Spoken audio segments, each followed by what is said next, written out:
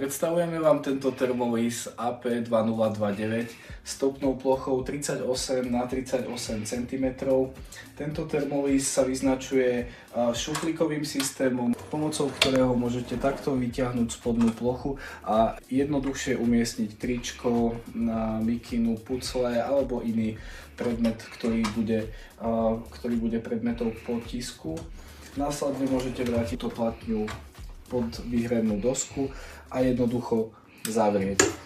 Otvárací a zatvárací mechanizmus je príjemný a plynulý, takže sa už ako keby radí do tej lepšej kategórie Thermolisov aj v rámci ceny, ktorá je dostupná v tejto cenovej kategórii. Je to spracovanie veľmi príjemné a priateľské pre používateľa. Takisto vysúvací šuflíkový mechanizmus funguje veľmi hladko a jednoducho nie je potrebná ani veľká sila na otvorenie či zatvorenie. Šrúba v strede umožňuje nastaviť, dvihnúť alebo znížiť túto výhrebnú platňu, čím vlastne zvyšujeme alebo znižujeme prítlak pri potlači. Takže ten prítlak sa nastavuje vlastne takto manuálne. Vzadu je displej a ovládací panel s tlačidlami. Sú tu vlastne 4 tlačidlá, 2 šípky OK a Enter. Teplota sa nastavuje pomerne jednoducho, môžeme si to ukázať, zapneme ho tu na boku. Aktuálne ho už máme jemne predohriatý, takže sa nám hneď spustil timer, lebo tam máme nejaké nastavenia, ale jednoducho stlačíme OK.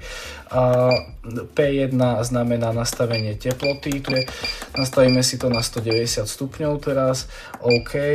P2 znamená čas si môžeme taktiež prispôsobiť, potvrdíme OK. Takže máme tam aktuálne 180 stupňov a 60 sekúnd.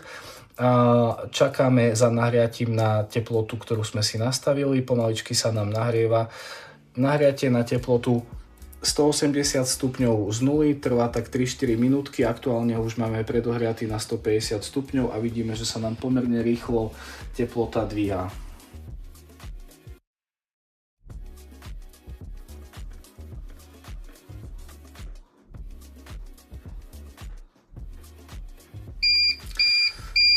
Takže pri dosiahnutí teploty, ktorú sme si nastavili 190 stupňov Celzia, sa nám spustí zvukové upozornenie, ako náhle Thermolis otvoríme. Pri otvorenej výhradnej platni nám drží Thermolis teplotu na požadovanej teplote na 190 stupňov Celzia.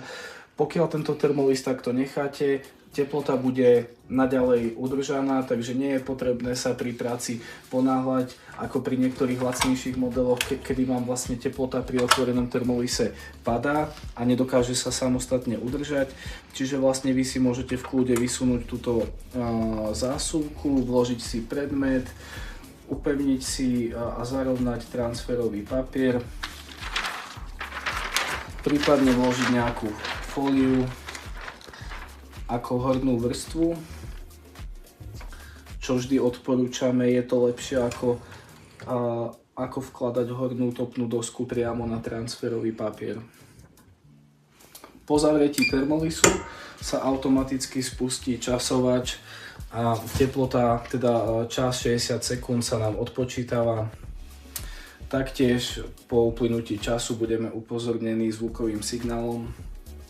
Následne sa toto nastavenie uloží a môžeme pokračovať v práci, to znamená, môžeme vymeniť predmet, v našom prípade tašku, môžeme vložiť novú tašku, zavrieť Thermolis, znova sa spustí ten istý časovač na 60 sekúnd a znova bude Thermolis udržiavaný na nastavenej teplote 190 stupňov. Po spustení zvukového signálu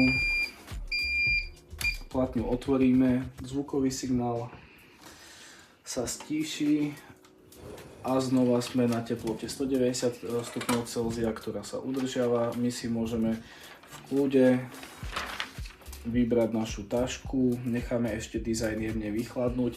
Tým, že sa nám teplota udržiava, nie sme tlačení do toho, aby sme museli rýchlo vymieňať a vkladať ďalší predmet, čo je takisto veľkou výhodou tohto Thermolisu. Po miernom vychladnutí odstraníme dizajn a vidíme, že potisk sa nám aplikoval a mačička je hotová.